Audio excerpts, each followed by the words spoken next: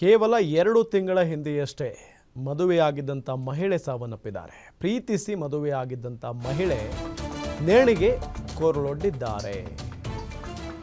ಪ್ರೀತಿಸಿ ಇಷ್ಟಪಟ್ಟವನನ್ನೇ ಮದುವೆಯಾಗಿದ್ದಾರೆ 2 ತಿಂಗಳ ಹಿಂದೆ. ಈಗ ನೋಡಿದರೆ ಹೆಣವಾಗಿದ್ದಾರೆ. ಮಂಡ್ಯದ ಪಾಂಡವಪುರ ತಾಲೂಕಿನ ಕೆನ್ನಾಳು ಗ್ರಾಮದಲ್ಲಾಗಿರುವಂಥ ಘಟನೆ ಇದು. 25 ವರ್ಷದ ಪೂಜಾ ಆತ್ಮಹತ್ಯೆಗೆ ಶರಣಾಗಿರೋದು.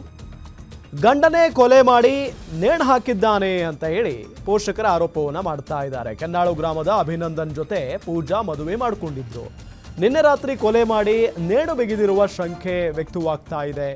ಎಫ್ಐಆರ್ ದಾಖಲಿಸಲು ತಡ ಮಾಡಿದ ಪೊಲೀಸರ ವಿರುದ್ಧ ಕೂಡ ಆಕ್ರೋಶವನ್ನ ವ್ಯಕ್ತಪಡಿಸಲಾಗ್ತಾ ಇದೆ.